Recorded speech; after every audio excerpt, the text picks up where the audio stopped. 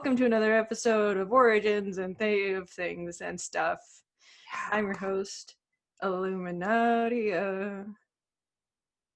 And I am not the host. I am a co-host or a listener that has a voice. I'm kind of imagine me as if I'm you listening to the show, and then you're asking all these weird questions, and then the host will answer them or be beheaded. No, I'm Nick the Rat. We're having a great time over here. It's the holiday season. Yay. I thought you were my co-host. What else? Anywho. I am. I'm a co-host. I'm co-host. Yeah, this is established. Anywho, hey, guess what? It's Christmas time. Christmas time is here. I've gone Christmas crazy. I decorated my front porch area, patio area. I have a Christmas tree. And I shaved Santa Claus into my pubic hair. Wow, that's impressive. That's good job. Ho ho ho! Sorry about that. I had a lot of free time. Yeah, my baby bump. I've got a bump. I can. Let's see if I can. People can see my bump. There's my bump. Well, it's not that bumpy yet, I guess. It's there. It's getting there. Anyway, the kid is doing well. The boy. The boy. He's very healthy. It's a miracle. It is a Christmas miracle. By next Christmas, I'll have a 7-month-old. It's crazy. So anyway, what are we talking about on today's episode? We're talking about Christmas. Oh, I can't wait. The origins of Christmas. Isn't this about Hallmark? I'm a big shopper. I know this one. I'm a pro. Yeah. Well, it's fun. It's a fun time. It's a fun time, Nick the Rat, because you know what? Even knowing the origin of Christmas and it's not quite what people think it is, it doesn't matter because it's fun. Okay. I'm a big Christmas fan. I'm a big shopper. I have a Hallmark shaved into my pubic hair on my backside. Oh. Well, you got interesting anatomy. We'll have to go into the origins of Nick the Rat's anatomy. A lot of hair. I'm a rat. Yeah, that's true. How hard is it to transform into your human form for the show? I don't know what you're talking about. I have a filter on my camera. I'm usually a very furry, but I'm using a Snapchat human filter thing. It's weird. Okay. Yeah. Wow, that's technology is great. Whoa. What just happened? You're snow now. It's very snowy. It's a dandruff from my pubic hair. No. Oh. That's good. It can't be Hallmark and just shopping, right? There's got to be a deeper origin to our favorite. Oh, but there is. Let's talk about that. Are you ready? Yes, there's still a lot of snow, but yes, I am. I'm very ready. I'm prepared. Let's do this. Christmas. Let's talk about this. Boom. Christmas etymology. So it literally stands for Christ Mass, which is a religious mass honoring the birth of Jesus Christ. I thought it meant more Christ, like Spanish, like Mas Christ. Like Mas Cristo. We want more Jesus. Jesus. Well, it's just a mass.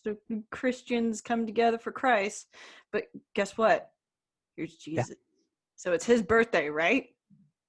Yes. Is Christ always in Christmas? Yes and no. First of all, Jesus Christ, some say he was born sometime in the summer and not on December 25th. So this is evidenced by a passage in the Bible. It says, Mary gave birth to her firstborn son. She wrapped him in cloths and placed him, capitalized, in a manger because there was no guest room available for them. And there were shepherds living out in the fields nearby, keeping watch over their flocks at night. So, I don't know about you, but it's cold during the wintertime. even in Jerusalem, and nobody is going to have their flocks out at night watching them. That would be in the summertime. Get the fox out of here. Get the fuck. Yeah, but so you're trying to say that before Jesus was born, during December they didn't have any cool celebrations and present given? Oh, you'll see. But yeah, I'm pregnant, and I would not trudge fucking 70 fucking miles during the winter. I don't care how much God loves me. I want to do it. But yeah, some say he's actually born in March. Some say he was born in late summer. Some say early August. But the point is nobody is really able to pinpoint when he was born. Check his birth certificate. Or if he was born. What if Jesus wasn't real? Let's take it one step further. Everybody take a breath. Are you ready? Jesus might have been Hercules or Hercules. I'm going to say Hercules. So there are some pretty uncanny parallels between Hercules and Jesus.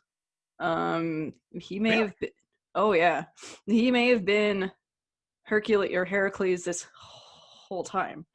At the time, Greeks praised Hercules or Heracles in the same way Christians praise Jesus. So I'll show you later.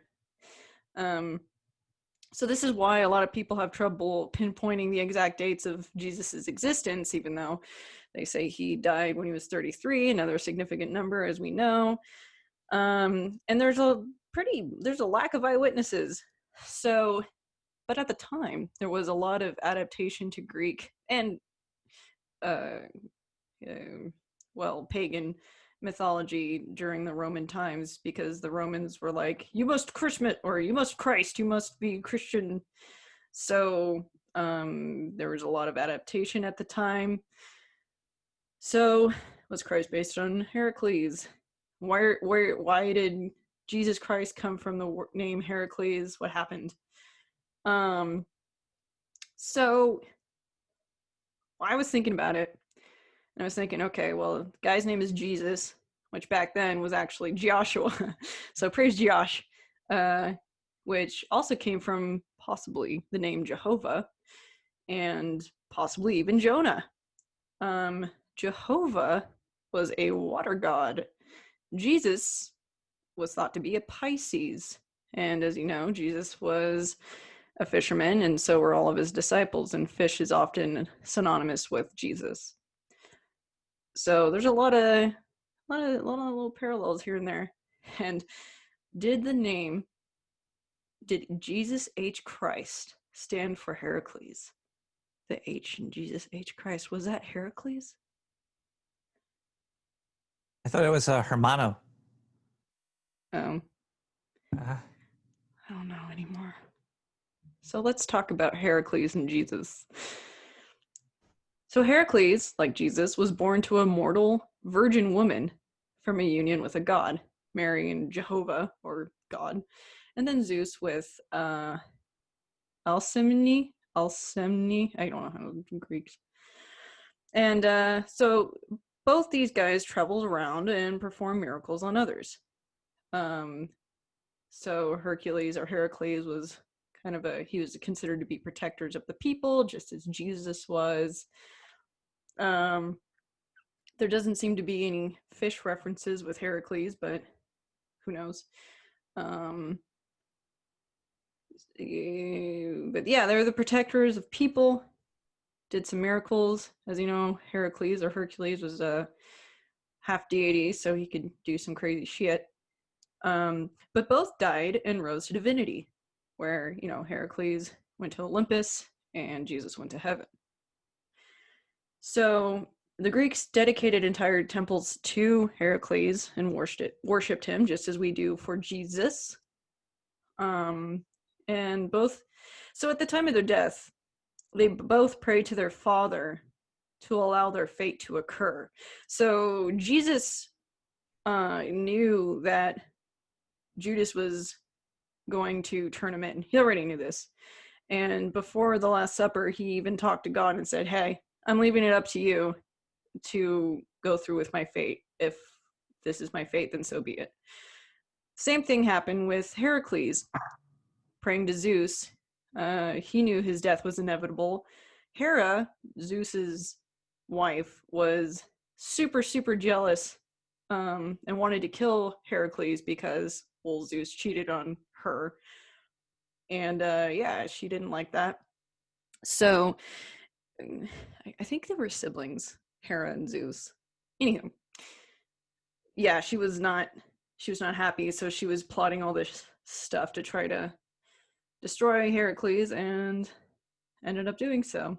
And he knew it. But yeah, he ended up going to Olympus anyway. So people, like with Jesus, people believe that Heracles was actually a real dude, trying to determine when he was born, and his disciples, he didn't have disciples, I don't think, but yeah, they're obviously there's variations between the two stories of Jesus's crucifixion and Heracles and what have you, but yeah, the parallels are pretty prevalent there. So that's another theory. Heracles is actually Jesus. Or do you mean like, you don't mean like he was Jesus? You're saying like Jesus was based off of him?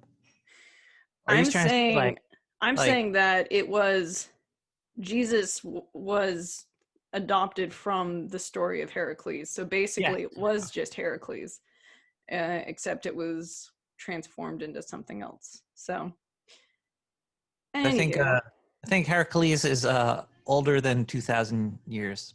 So, yes. but another thing just struck me though. You just said Jesus was a Pisces, which is February and March. That's not even December. Yeah, I know. So that's March. They said that he was born late March, or February, March, or they say that he was born in March. So some people think he's a Pisces, and because Jehovah was a water god, the fish represented him. It's kind of convoluted. It's kind of hard to pinpoint, mostly because of all the extra shit that's been introduced to this whole thing. They didn't have a lot of tracking data back then either. No. So yeah, that's sort of the story behind that. Okay, so why was December 25th chosen for Jesus's birthday then, if he didn't even exist and it was based on Heracles? Because that's Christmas. Because it's Christmas. So there were a lot of pagan and Norse rituals that fell around this time. One of the theories is the pagans were trying to find a way to celebrate their old traditions by attributing that day to Christ's birthday to make the Romans happy, so they leave them alone and they're not hunting them down and trying to get them to stop doing their thing.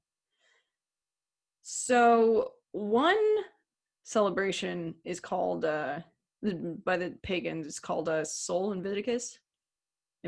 No, Sol Invictus. Sally. So this was the celebration of the immortal sun during the dark times of winter that took place on December 25th. So what that entailed, you'll see later. But basically, it was sort of a celebration of getting through another winter and sort of praising the fact that the sun, even through harsh times, would always come back. So it's basically another sun worshipping holiday. It's also the birthday of an Iranian deity that kind of became popularized during the Roman times, pre-Christian, known as Misra, who was a god of light. Again, this individual was synonymous with the sun, Helios, which kind of supports the sun worshipping holiday of December 25th. So I went into him a little bit, Mithra. So this guy, I guess he was a badass. He was born holding a torch, which represented the sun, and holding a knife. And sorry for his mother. I know, it's like, bro, where did you get that? Anyway. Like a treasure trove of stuff in there. Yeah. So let's see here. Yeah, I was born near a sacred stream under a tree on the 25th of December. So one of the most popular stories about him was he killed the life-giving cosmic bull whose blood now fertilizes all vegetation. So I'm thinking that the blood of the bull might be like sun rays or something, because you need the sun to grow vegetation, fertilize all the vegetation. I'm not sure. I didn't get too into this because he's not Christmas, so fuck him. Just kidding. Sorry about people who still celebrate Misra. So he's also... I'd watch out. Man, I'm just so offensive. So this is also, like I said earlier, associated with the Greek god Helios. So yeah, another sun god.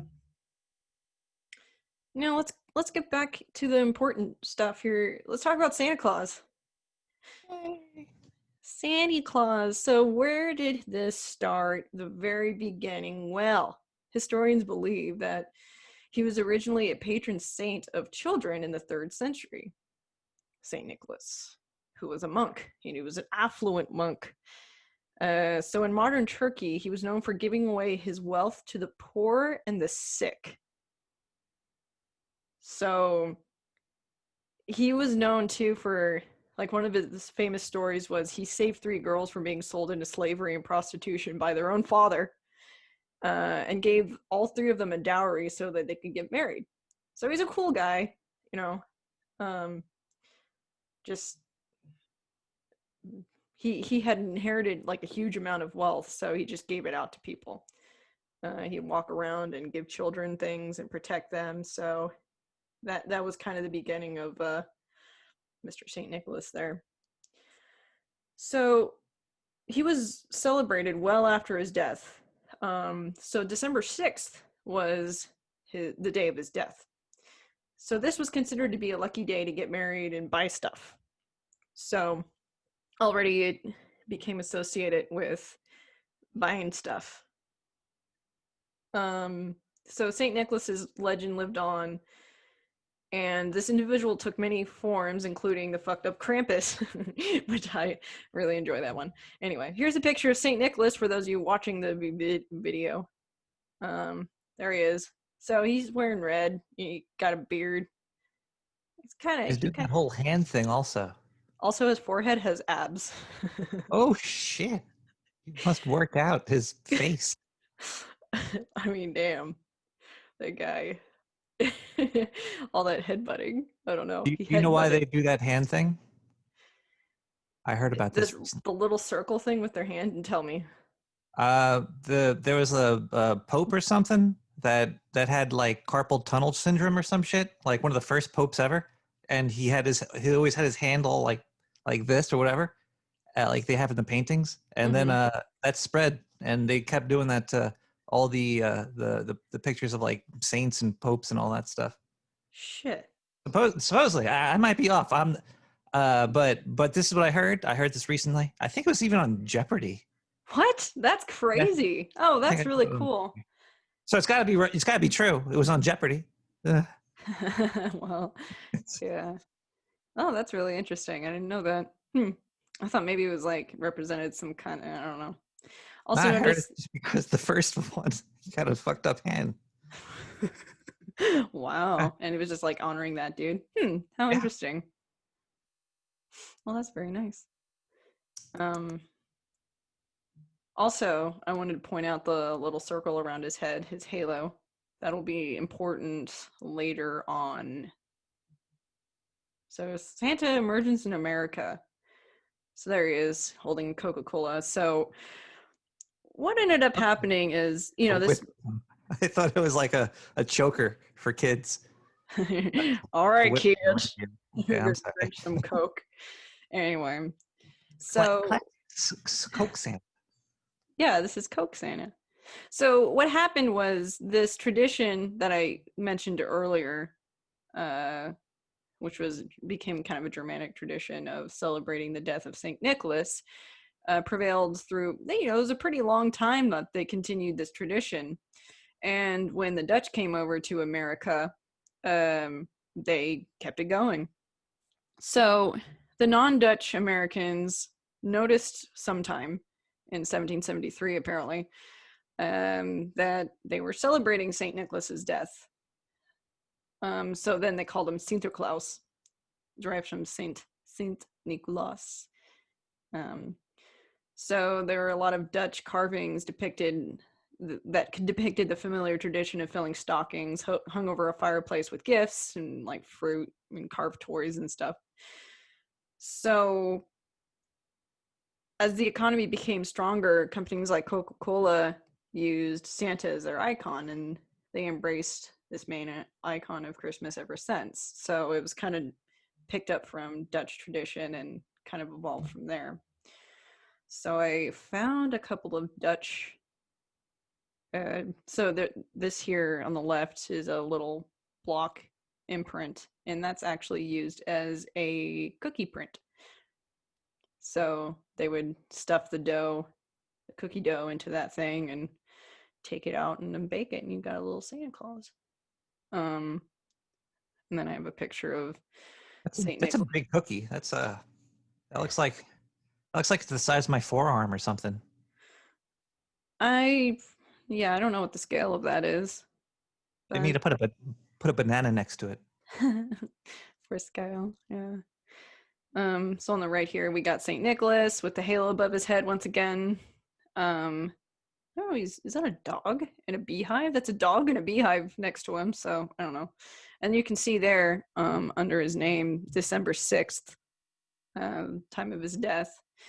And you got little children. What are those kids? These kids are standing on top of a fireplace, and you can see those stockings that are filled with stuff, like toys and fruit, and looks like just like a branch, I don't know. So that's kind of where that started. Let's talk about Krampus. You want to talk about Krampus? No. Too bad. Oh no. Krampus. So what's Krampus? So Krampus was derived from the German word Krampen, meaning claw. So he's this half goat bro, satyr origin possibly, that would steal naughty children or beat them with sticks or take them to hell to eat them. So they think that this guy started all the way back during Norse mythology, who is the son of Hel, as you remember, is the goddess of the underworld, daughter of Loki. And there's a lot of crossover of Norse and Greek figures, as you know, during the Roman times. So as adaptations to Christianity came during Christmas, Christians tried to ban Krampus, but the Germans and the Norse were like, oh no, don't you dare take away our Krampus. And so he became like the anti-Saint Nick over time. So the tradition of Krampus is still alive and well. And they even have a Krampus festival every year where people dress up as the monster, get drunk, and then parade down the street. And it's very, very popular in Austria and Germany. So here we are. I have some pictures of Krampus festivals. It looks really fun. I'm not going to lie. That looks great. The more you're teaching me here, it's starting to seem like Christmas might be just a way to be a predator for a child. Well, Sounds like a very dangerous time for kids sitting on priests' laps or being chased down the street by drunken Dutch people or whatever. It's I don't know. This is a little weird. I guess so. I mean, some people would agree with you, I guess, but I like to think that maybe because winter was tough and if kids were greedy and ate all the food, they would say, oh, if you do that, not only are we going to starve to death, you little shit, Krampus is going to get you. So don't be a piggy and appreciate your fruits and stuff that we get because it's wintertime and it's tough. But I don't know. That's just, who knows? And it sucks. We can't threaten kids with death anymore. It's like, you can't do it. Like there's no new bed bugs or stepping on a crack and breaking your mom's back and all these like folklores and stuff. It's all kid friendly stuff now. It's like, oh, you're in fuzzy teddy bear land. Don't worry about it. But Well, we should be scaring the kids. Get him. Well, or a massacre, you'll kill grandma. I won't go into that. Next one. Christmas tree. Let's talk about the Christmas tree. Celebration of the evergreen. So the significance of life withstanding the harshness of winter was highly significant to pagans, as we discussed earlier. So significance was celebrating life through the harshness of winter. They represent eternal life. So because of this, they would they would use evergreen branches and decorate their homes to bring color to the dreariness of winter, and this is where wreaths came from too. So the Romans did something similar from December 17th to the 23rd to celebrate Saturnalia, which is honoring the god Saturn, as we know from previous episodes that he was also a representation of death, and synonymous to winter being death-like times. So there you go. And let's see here. Yeah. So initially, American Christians resisted the pagan tradition of the Christmas tree and would cut the trees down to prevent its spread of evil. But at some point, and I can't really identify when that was, at some point, the triangular shape of the Christmas tree came to represent the Holy Trinity. Why is there... there's another helicopter. They're always looking for people out here. What the fuck? Because you're talking about the Holy Trinity. It's the Illuminati's coming for you. Why would they come? You're talking about them. They heard Holy Trinity. They're like, uh-oh, she's talking about the Illuminati again. Man. Get them. It's probably, you're in California. There's a lot of crazy people out there. I know. It doesn't help we're next to... Well, anyway. What was I saying? Oh, yeah. Evergreen. Evergreens were celebrated by the Chinese Egyptians. I don't know how, but according to Britannica, the Egyptians celebrated evergreens. And the Hebrews in a similar fashion. Interesting. Huh. So, Christmas tree Christian ties. So the Germans developed a tradition of decorating a tree to represent a paradise tree, in which they adorned a fir tree with apples, which are now those red ornaments, wafers, Christian symbol of redemption, to represent the Garden of Eden. So they did this on the 24th of December on Christmas Eve. And later on, they placed candles onto trees to represent the light of Christ. But of course, fir trees are highly flammable and shit would light on fire all the time. Which has happened even in modern times. Very sad. So the star on top of the Christmas tree represents the northern star that Mary and Joseph followed, preceding the birth of Christ. Oh. Do you put a star on top of your Christmas tree? I put a giant bow. Kind of looks like a star. I put a big block of cheese up there. Of course you did. You should put like a light behind it. Make this whole... I was thinking about something too. This is a little bit off. This is on topic, but just a little bit. Is there any type of cool stuff in the Southern Hemisphere? Like everything seems to be very revolved around like winter being death and all that. But in the Southern Hemisphere, isn't winter like summertime? I don't have any idea. I would have to talk to somebody about that. I sort of think that the Southern Hemisphere of Earth doesn't even exist. I only know about stuff in the Northern Hemisphere. Dude, you could be right. Maybe it's just a story that's been told to us and we've been lied to our whole lives. The Earth isn't flat. It's just half a sphere. God damn it. We never even considered that. The half sphere theory. All right. Well, you're going to have to start a whole new thing. The half spherians. I like the name. It's a good one. Yeah. We'll work on it later. Okay. Let's back to the modern Christmas tree. So the modern Christmas tree. So during the Victorian era, it became commonplace to decorate trees with all kinds of shit, like popcorn strings, cakes, just all kinds of stuff. Cake. They decorated their trees with cake. Anyway. I think they just got drunk and threw cake at the tree. Yeah, it's like, oh, I do say. Wait, they don't sound like that. What do Victorians sound like? French? Ruffle, ruffle. Yes. Let's put a cake on. I don't know. I can't do it. I have no idea. So yeah, that's kind of when they started kind of going crazy with the Christmas tree stuff. I wonder if that's where candy canes came from, because they wanted to put candy on the Christmas tree, and they're like, this candy cane candy is not fitting on the tree. And one lady's like, maybe we should hook it so it will sit on the tree. And they're like, that's a great idea. That's my idea. And then they did that. Anyway. They should put hooks on beer bottles so you could hook those on trees too. Or you could like stick the mouth of the beer bottle over a branch. Just let it stick out. God damn, that's a Christmas tree right there. Yeah. You get beer all over the floor though. Whatever, the dog will lick it up. Oh.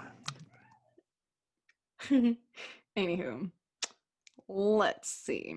Yeah, so later on in the 1800s, late 1800s, probably 1870s or so, the Germans and the Bohemians started blowing glass ornaments for trees, and that kind of replaced apples and other types of food. So they stopped blowing apples and they started blowing glass. God, I want an apple right now. Anyway, so electric tree lights came about and replaced candles, thankfully, in the early 1900s. Thank you, Edison and or Tesla. I don't know. And but guess what? The first artificial Christmas trees came out in the 1930s, which is actually a lot sooner than I thought. And they started manufacturing them out of like tinsel and what have you. But they first started making aluminum and PVC Christmas trees in the 1950s and 60s. And that became wildly popular amongst populations who lived in areas that had a hard time growing evergreens near them. So they would buy those. And they're working out for them. They're much more convincing now. I wonder what they looked like. I don't think... I'm imagining something that looks like kind of like barbed wire.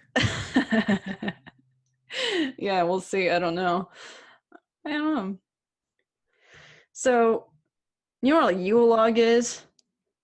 That's it's a piece of wood. Actually, I sort of think I know it's something from they would burn it in like Nordic places. Yeah. For the dead, probably. It's always for the dead. It's winter and death, burning trees, living dead. It's bro. Maybe. Yeah, bro. Totes.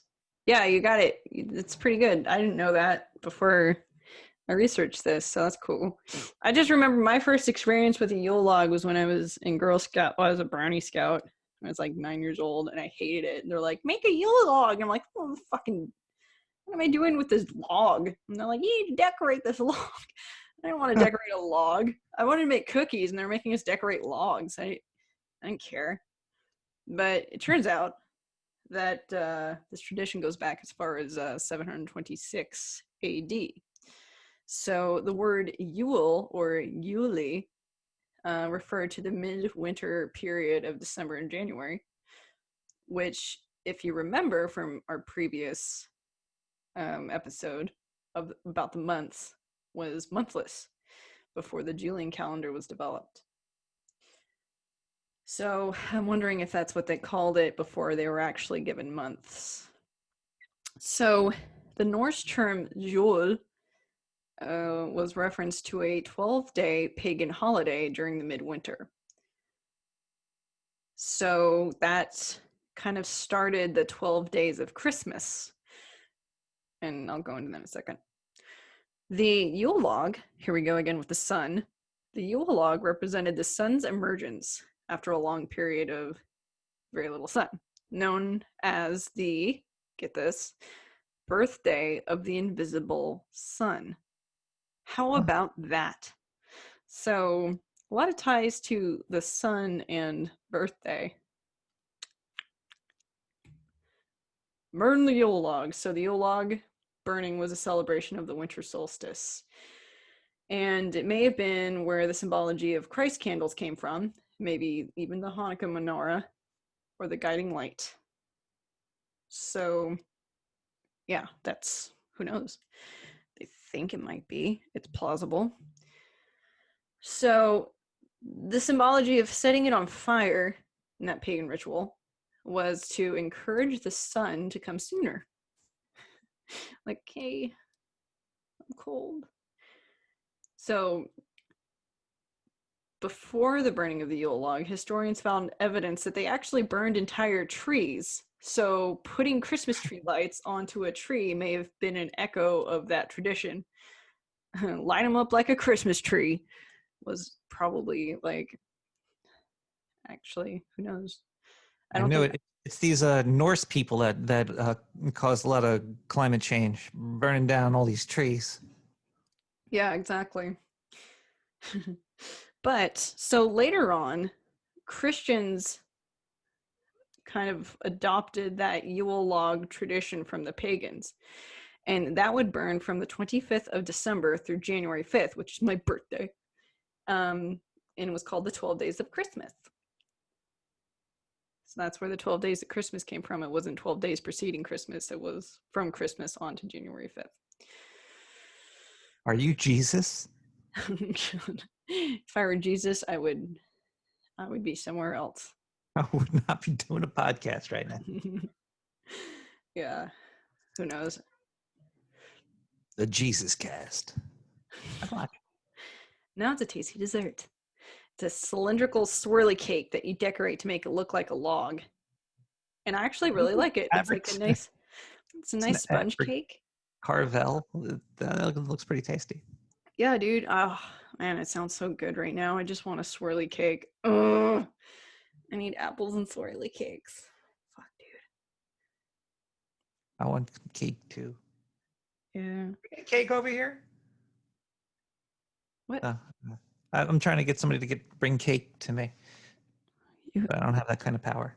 Do you have producers? I don't have a producer. Maybe I can train my dog to give me swirly cakes. Yeah, right. If you could make your dog bring you cake, I'd give you $10,000. Do you have $10,000? Just feed him a lot of food before he takes the cake to you, I guess. I guess he would just eat it, and plus he's blind, so that would be really challenging. Bring your neighbor's cake. Fuck, I need to make a cake. Oh my god, it sounds so good. I just made bread today. I made some white bread today. Oh no shit! I made banana bread last night. Banana bread's not bread though. It's called banana cake. It's really good though. It is delicious. I love banana bread. Oh, it was crispy on the outside and got that Dutch butter melting on the. Oh. Wow. Can I get some banana bread over here too? Damn, I'm really hungry. Hey, I just ate too. I'm not even joking. Okay. So let's talk about elves. You want to talk about elves? So why are there elves? What are elves? Why are elves synonymous with Christmas time? What is this? Slave labor. That's all I know. I don't know. Damn, bro. They didn't want to admit that they were using children, so they're like, no. They're elves. They're elves. They just look like children, but they're grown-ass people that are doing this by choice, and they love to do it. Just get the inspector really drunk before he comes into the factory. Like, hey man, you want some eggnog? Here's 5 gallons of it. Drink. Oh, I forgot it was alcoholic eggnog. My bad. But hey, take a look at my factory. Ooh. Yeah.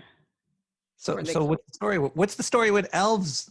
So again, it's another thing that they have trouble pinpointing, but so elves took various forms from culture to culture. So they said they might have originated in Germanic folklore and Nordic folklore. So in the beginning, elves represented like any kind of spirit. They called them Huldu folk, meaning hidden folk. So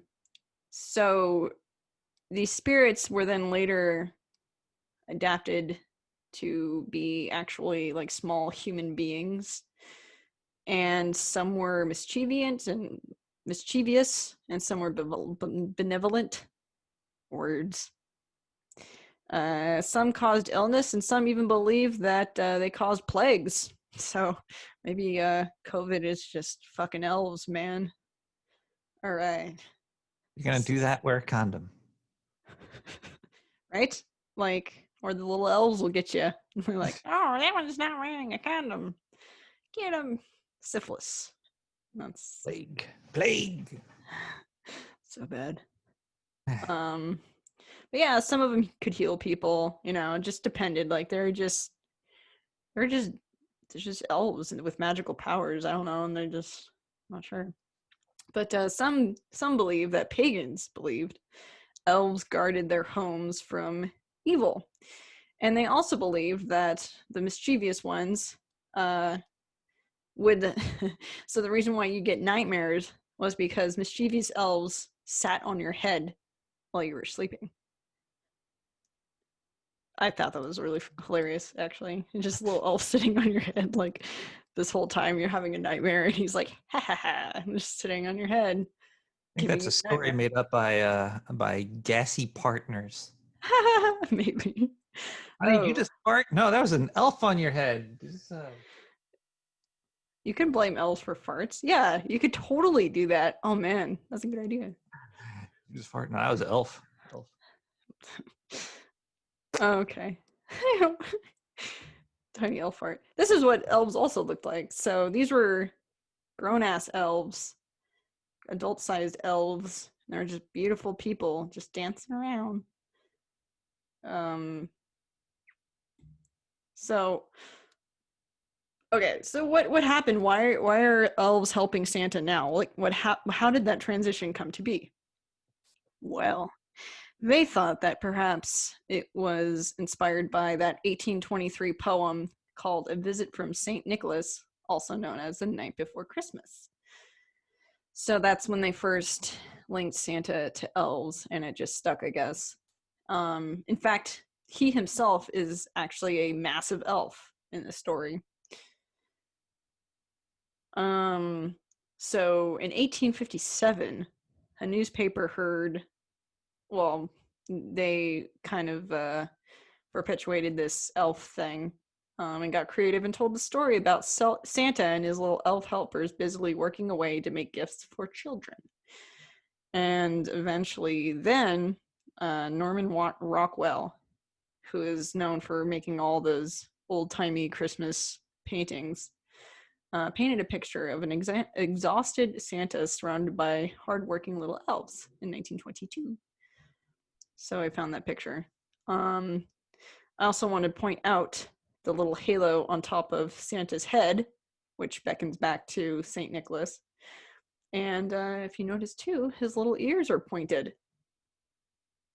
So he's just a big fat elf, according to Norman Rockwell. See, it's weird how art could like change culture. One poem. That's all it took was to make Santa who he is, the behemoth he is today. Yeah. So yeah, now he's just basically Santa Claus. Merry Christmas. Merry Christmas, everybody. All right, stop sharing. Well, what do you think? What do you think? I have a new appreciation for Christmas, and I don't think the Southern Hemisphere exists. Damn, dude. It's crazy. Well, now that I've got a child coming, I was thinking real hard about Christmas because I enjoy Christmas. I enjoyed Christmas when I was a child. And I kind of grapple with the idea of telling my child about Santa Claus and his existence. And I'm wondering, because my father went about it in a not so nice way. What he did? Well, he's from another country, so I don't know if that has anything to do with anything, but basically he said, there's no fucking thing as Santa Claus during Christmas. And, said, okay. I was young. I didn't understand. I don't know. So I never really held fast to the belief of Santa Claus. And if I did, it was very brief. But so I was thinking You're like, gonna tell okay, your kids there's no fucking Santa Claus. right? I don't know. But I I've was decorated thinking, the log. well, I was thinking something like, hey, it doesn't matter whether or not he exists, it's what he represents. And he represents a time of, everybody chilling out and having a nice time and lights and, a nice, it's a nice economy boost. And just a time for people to get together and eat and have a nice time. So there's nothing wrong with that. Just because he doesn't exist and just because Christmas may not even be associated with the birth of Christ. And really, who fucking cares? Like, you don't have to stop celebrating Christmas just because of that. It's still a tradition. It's still a holiday, and it's nice and it's fun, and there's no reason to stop. I don't know if And I ever really believed in Santa. I did know that waking up Christmas Day meant presents. So I was like, I gotta go to sleep so I could wake up to get presents. But I didn't really say, oh man, I gotta go to sleep so Santa doesn't catch me. Uh, yeah, yeah, I don't know if yeah. I ever really believed or cared about Santa. I just knew there'd be presents. Oh, Presents.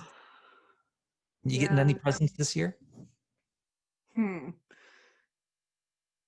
I might be. Well, now that everybody knows, I'm probably gonna get baby-based presents and stuff. So I'm sure that's gonna happen. I kind of hinted that maybe I want a camera for the Oh, podcast. oh. I kind of hinted that maybe this computer that I currently have has a really loud fan and that I might be turning it in for some money to get a better computer. Ooh, podcasting equipment for Christmas. Nice. Pretty much, yeah. That's all I care about because I have a fuck ton of instruments everywhere and I'm just like, man, how many instruments do I really need? A lot, I I think. mean, I just crazy. I mean, apparently I need some new jackets. My husband's like, your jackets are worn out. I'm like, they work. They're still warm. Why would you throw them out? He's like, they're literally coming apart. There's threads. Like, leave me alone. They're fine. Nobody can notice them. What about So your socks? How are your socks holding up? actually, my socks could be replaced too. It's like you clean them, and eventually the elasticity fails, and they kind of slip around in my shoe. Should have like a sock burning party. I like to every 3 or 4 months. I like to get all my old socks together in a pile and I just set them on fire. And then I run away because it's you can't really explain burning a pile of socks in the middle of the street. But yeah, it's good to let some of the old things go and let some new things in. It's good to cycle. It's good to cycle through. I guess, but I mean, it's like they work. So It's true. I'm not like a big super I don't have a shitload of shoes. I've got like 3 pairs of shoes, one for work, one for hiking, and one for like nice stuff. And then I've got flip-flops for the summer, and that's basically it. And just, I wear them out pretty quickly because they're only so I don't know. How many pairs of roller skates do you have? 2. No, 3. Three. There you Wait, go. 4. 4, maybe 5, 6. Well, two of them were for derby, and then I've got 2 nice, cute ones for just skating around. You got 4. You got more skates than you got shoes. Wow. Well, they serve different functions, except, well, 2 of them were exactly the same, but just have different colors because there's some colors that go with different outfits. So do you have any Christmas traditions that you have? Do you still decorate the Yule log? No, I did that one time in Girl Scouts and apparently resent it. But let's see here. I used to love to watch the old Grinch, the animated Grinch. My mom, for some reason, liked to watch The Godfather around Christmas time. So we watched The Godfather a lot. I don't know why. It's not a Christmas movie. You'd think it'd be like Die Hard or something, but no. Yeah, that's pretty weird. Maybe she just really likes seeing Italian people getting killed or something. I don't know. All I know is like I thought every so my dad would bite his knuckle just like the guys in The Godfather would bite their knuckle when they're really pissed off. I'm like, oh, everybody does that. So that's I don't know. I think anyway. What else? Yeah. It's funny. My husband grew up Jehovah's Witness, so he had no Christmas, and so I'm introducing him to like Christmas stuff. Does he like it or does he hate it? Is he like, get He this out? doesn't hate it. He just appreciates that I like it, but he's not. He just it's just there's no ties with him growing up to it. There's just no feeling about it whatsoever. Wow. So he just likes that I like it, and he's actually happy that I do because then we can share it with our son. Because he wants that for his son. Because he's like, my childhood sucked. I didn't get birthdays or Christmas or Easter or nothing. So it sucks. But I'm showing him the light. Ow. Wow. That sucks. Thank goodness that my parents were not Jehovah Witnesses. Oh God. Yeah. He left as soon as he could. His parents left as soon as he could. He's still got these They don't have cousins. any holidays. There's like no Jehovah Witness parties. I don't know. I really don't know. I think it was mostly just going to church. I'm not sure if they had parties, if that was the devil. I What? don't know. The party was going to church, I and they think did that. so. I think that's I don't know. about it. Some people might like that. It's I not don't bad. know. Yeah, so yeah, it was, yeah, but him getting birthday presents and birthday celebrations, like, it's like a foreign thing to him. Even though he's not a Jehovah's Witness anymore, like, I throw him birthday parties, like, I make a big deal of it too, because he's like, oh, I don't like attention and stuff. And so I'm like, oh, you should not have told me that. Here we go. Here's a fuck ton of balloons and friends and Embarrass you meat. for my own enjoyment. Yes. It's I mean, great. It's good for him. He needs it. So anyway, well, I think I'm done. What do you think? You done? I am kaput. This was a great episode.